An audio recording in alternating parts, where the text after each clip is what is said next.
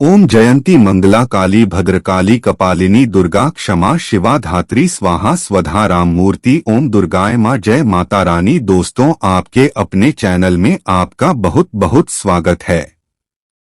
माँ भगवती दुर्गा की कृपा सदैव आप और आपके समस्त परिवार पर बनी रहे। दोस्तों, आज के वीडियो में मैं आपसे बात करने वाला हूँ शारदीय नवरात्रि की अष्टमी और नवमी तिथि के बारे में। अष्टमी तिथि कब है, नवमी तिथि कब है, कलश का विसर्जन हमें कब करना है, हवन और कन्या पूजन ये सभी कार्य कब किए जाएंगे, और व्रत जो लोग 9 दिनों का धारण करते हैं उन्हें पारण कब करना है। और हाँ, कई भक्त हैं जो कि पहले और अंतिम दिन का व्रत धारण करते हैं।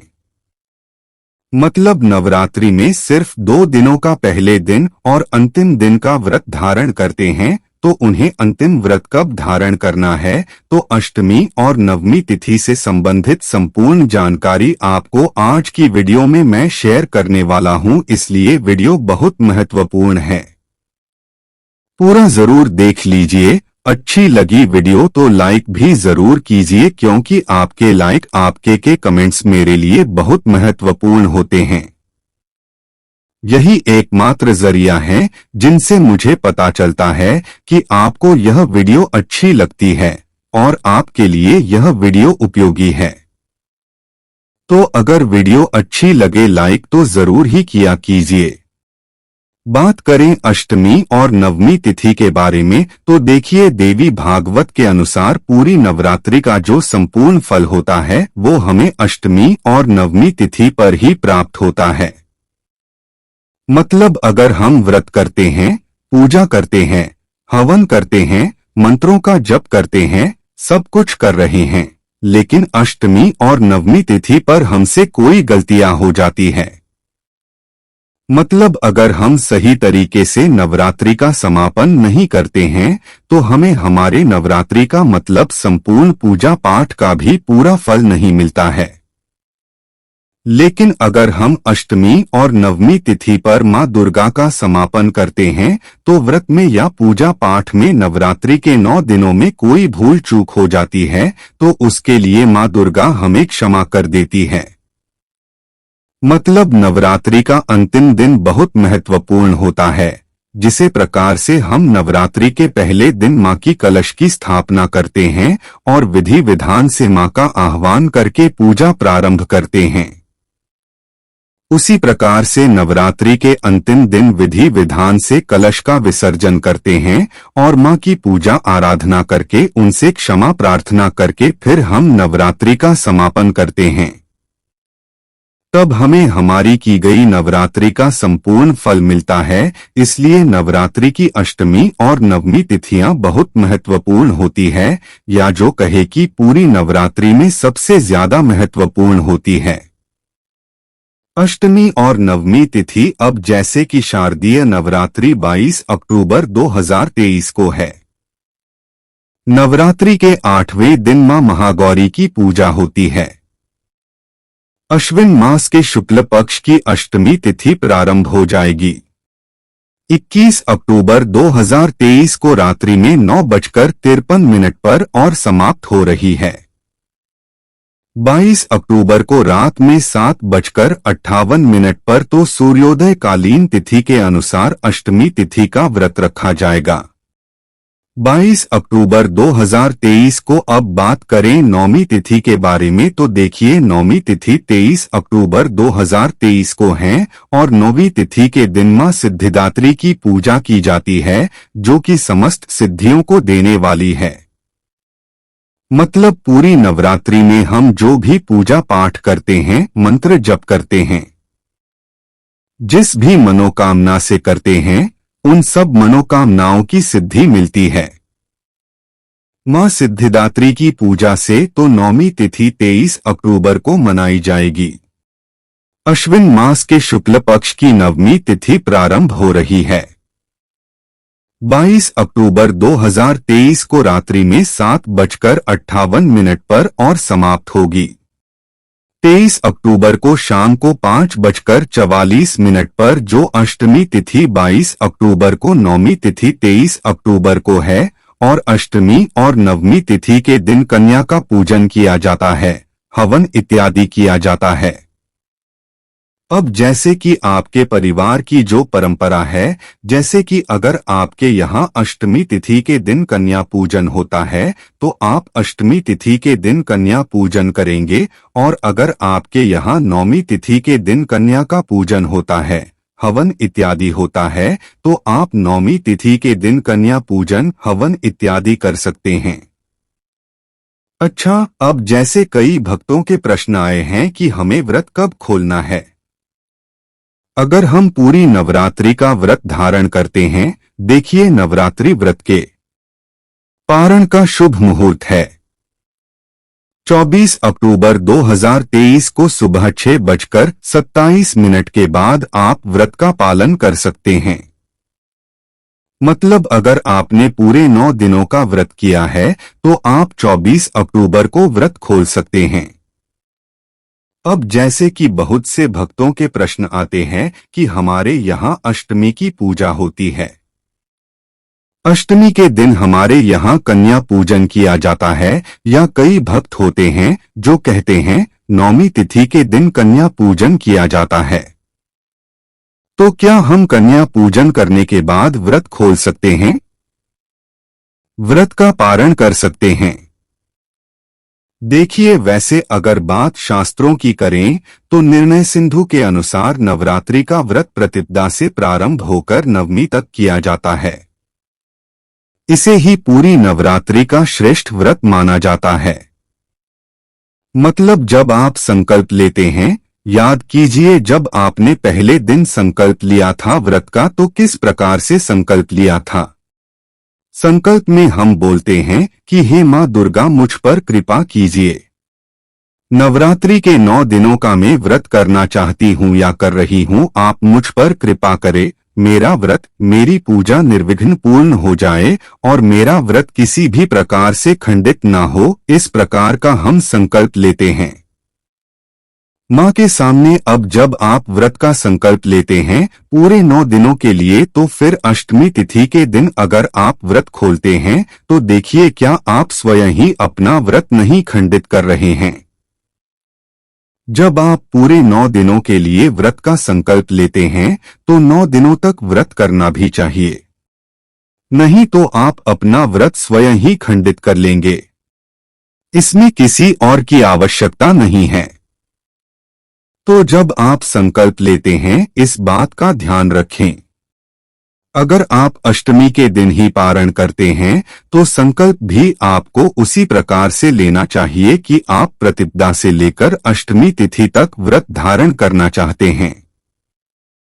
लेकिन अगर आप नवरात्रि पूरी करने का मतलब प्रतिपदा से नवमी तक करने का संकल्प लेते हैं और फिर बीच में पारण करते हैं तो आप अपने व्रत को स्वयं ही खंडित कर लेंगे। तो इस विषय पर विचार कीजिए, उसके बाद ही अपना व्रत खोल लिए।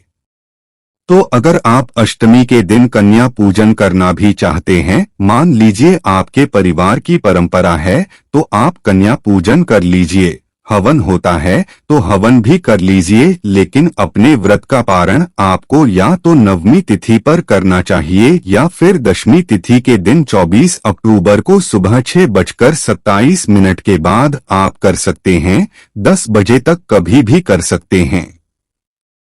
और हाँ, जैसे कि कई भक्तों के प्रश्न आए हैं कि हम किस दिन करें और किस प्रकार से करें। देखिए, हवन की विधि में आपसे शेयर कर दूंगी, वीडियो में आप लोग देख लीजिएगा। लेकिन हवन कब करना चाहिए इस बारे में बात करें तो देखिए, हवन तो नवरात्रि में आप प्रतिदिन कर सकते हैं। पहले दिन से लेकर अंतिम दिन तक, नवरात्रि के 10वें तिथि तक हर रोज हमें हवन करना चाहिए, ऐसा शास्त्रों का विधान है। बहुत लोग करते भी हैं। रोज शाम के समय जो भी मंत्र जप करते हैं उसी से 11 बार, 21 बार या 108 बार हवन कर लेते हैं।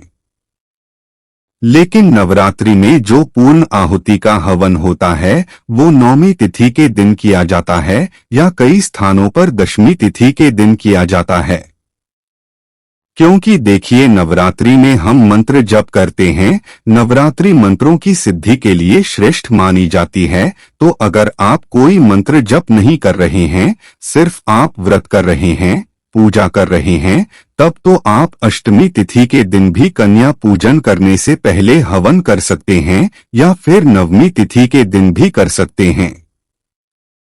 कोई समस्या नहीं है। लेकिन अगर आप मंत्र जप कर रहे हैं, जैसे कि कोई संख्या निर्धारित करके अगर आप मंत्र जाप कर रहे हैं कि इतनी संख्या में आपको मंत्र जप करना है, प्रतिपदा से लेकर नौवीं तिथि तक या फिर अष्टमी तिथि तक, मतलब एक संख्या जो आपने निर्धारित की है, वो संख्या जब आपकी पूरी हो जाती है, उसका दशांश हमें हवन करना होता है।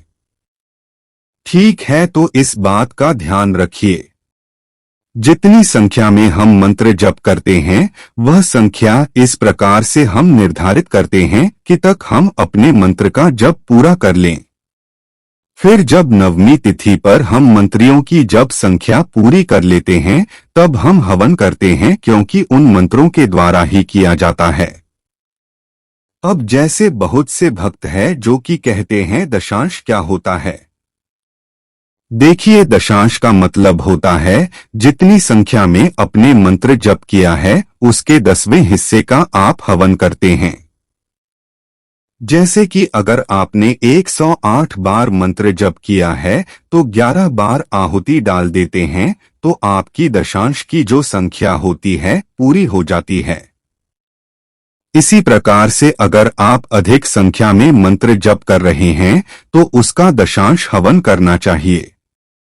लेकिन देखिए, सबके लिए घर में ऐसा करना बिल्कुल भी संभव नहीं हो पाता है। तो ऐसे में हम क्या करते हैं, अंतिम दिन पूर्णाहुति वाले दिन 11 या 21 बार या 108 बार हवन कर लीजिए, और इसके बाद मां से क्षमा प्रार्थना कर लीजिए कि आपका व्रत, आपकी पूजा मां स्वीकार करें, और इस व्रत में पूजा पाठ में किसी भी प्रकार की भूल चूक हुई हो तो इसके लिए क्षमा करें।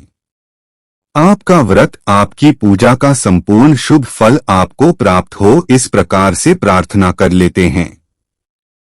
तो ये अष्टमी या नवमी तिथि के दिन, जिस भी दिन आपकी मंत्रियों की संख्या पूरी हो जाती है, उसी दिन आप हवन करते हैं। बाकी रोज भी थोड़ा थोड़ा हवन कर दिया जाता है। बहुत से भक्त करते हैं, बहुत से वक्त नहीं भी करते हैं। लेकिन जो पूरी नवरात्रि भी हवन नहीं करते हैं, उन्हें भी अष्टमी या नवमी तिथि पर हवन जरूर करना चाहिए। चाहे छोटा सा हवन कीजिए, लेकिन जरूर कर लीजिए। और आप जानते हैं कन्या पूजन के शुभ मुहूर्त के बारे में, तो देखिए 22 अक्टूबर को यानी कि अष्टमी तिथि के दिन अगर आप कन्या पूजन कर रहे हैं, हवन कर रहे हैं, तो उसका शुभ मुहूर्त आपको प्राप्त हो रहा है। सुबह 7:51 से सुबह 10:43 तक, और 22 अक्टूबर का दूसरा थे दोपहर को 1:30 से दोपहर 2:55 तक। मान लीजिए आप इस समय में हवन या पूजा नहीं कर पा रहे हैं, तो शाम को 5:45 से 8:55 तक भी कर सकते हैं। और अब बात करते हैं 23 अक्टूबर को यानी कि नौवीं तिथि के शुभ मुहूर्त के बारे में। देखिए, सुबह का मुहूर्त है सुबह 6:27 से सुबह 7:51 तक दोपहर का मुहूर्त रहेगा। दोपहर में 1:30 से दोपहर में 2:55 पर, और शाम का शुभ मुहूर्त है शाम को 4:19 से रात्रि 7:19 तक। आप देखिए, वैसे तो प्रयास करना चाहिए कि हम जो भी पूजा कर रहे हैं, हवन कर रहे हैं, या फिर हम जो कन्या पूजन कर रहे हैं, सुबह जितनी जल्दी हो जाए उतनी जल्दी हम कर लें। लेकिन कई बार मान लीजिए कोई ब्राह्मण आप बुलाकर करवाना चाहते हैं, ब्राह्मण नहीं आ पाते हैं समय पर, तो ये भी शुभ मुहूर्त होते हैं। इस समय में भी आप हवन करवा सकते हैं, और हवन करवाने के बाद अब कन्या पूजन भी कर सकते हैं। और हाँ, इस बात का ध्यान रखिए कि पहले हवन किया जाता है। जब भी आप कन्या पूजन करते हैं तो पहले छोटा सा हवन कर लीजिए, उसके बाद ही कन्या पूजन करना चाहिए। और हाँ, जो भोजन आप बनाते हैं जैसे कि हलवा, पूरी और चने इत्यादि, सबसे पहले माँ दुर्गा को अर्पित करना चाहिए। जब माँ भोग लगा लेती है उसके बाद प्रसाद स्वरूप इसी में से कन्याओं को भी वितरित कीजिए और गौ माता के लिए भी इसमें से निकालना चाहिए। मतलब अलग से भी आप दे सकते हैं, लेकिन प्रसाद में से भी जो माँ को अर्पित किया गया है उसमें से भी कन्याओं को जरूर देना चाहिए। नवरात्रि के दोनों अंतिम दिन अष्टमी और नवमी तिथि बहुत महत्वपूर्ण होती है, इसलिए पूरे विधि विधान से मां दुर्गा की पूजा आराधना कीजिए। कोई भी नवरात्रि में भूल चूक हुई हो इसके लिए क्षमा प्रार्थना कीजिए और तब अपने कलश का विसर्जन कीजिए। कलश विसर्जन किस प्रकार से किया जाएगा इसके लिए वीडियो आपको आगे मिल जाएगी। और हाँ, वैसे तो आप अपनी परंपराओं का ध्यान रखें जो आपके परिवार में होता है, आपको उसी प्रकार से करना है, लेकिन जिस प्रकार से आप व्रत का संकल्प लेते हैं, जैसे कि नवमी तिथि तक अगर आपने व्रत करने का संकल्प लिया है, नवरात्रि पूरी करने का संकल्प लिया है, तो आपको व्रत का पारण भी नौमी तिथि के दिन या फिर दशमी तिथि के दिन करना चाहिए। मतलब अगर आप नवमी को कर रहे हैं तो नवमी की पूजा पूर्ण कर लीजिए, हवन कर लीजिए, कन्या पूजन कर लीजिए। उसके बाद आप चाहें तो पालन कर सकते हैं। वैसे दशमी तिथि के दिन करें तो ज्यादा श्रेष्ठ होता है। और इसी में एक प्रश्न आता है कि अगर हमने कन्या पूजन अष्टमी को कर लिया है तो फिर हम दशमी को कर सकते हैं? जी हाँ, बिल्कुल कर सकते हैं। शास्त्रों के अनुसार कन्या पूजन तो हमें प्रतिदिन करना चाहिए। प्रतिपदा से लेकर नौमी तिथि तक हर रोज कन्या पूजन करने का विधान देवी भागवत में बताया गया है, लेकिन हम क्योंकि हर रोज नहीं कर पाते हैं तो फिर अष्टमी या फिर नवमी तिथि के दिन किसी भी एक दिन कर लेते हैं। इससे हमारे व्रत का समापन नहीं होता है। व्रत का समापन तभी होगा जब हम अपना व्रत खोलेंगे, कुछ भी खाकर, और वो तभी करना चाहिए, मतलब अन्य तभी ग्रहण करना चाहिए। जब हमारे व्रत का संकल्प बुरा हो जाता है तो इस बात का ध्यान रखिए। अपने संकल्प किस प्रकार से लिया है एक बार विचार कीजिए, फिर अपने व्रत का पारण कीजिए। पूरी तरह से आपके ऊपर निर्भर करती है ये सारी बातें, लेकिन सही जानकारी होना अत्यंत आवश्यक है। सो मैंने आपको जानकारी दे दी। अब आगे निर्णय पूरी तरह से आपके अपने ऊपर निर्भर करता है। मिलते हैं आपसे अगले वीडियो में। अगर आपका कोई प्रश्न हो तो कमेंट बॉक्स में जरूर लिख दीजिए। तब तक के लिए जय माता दी।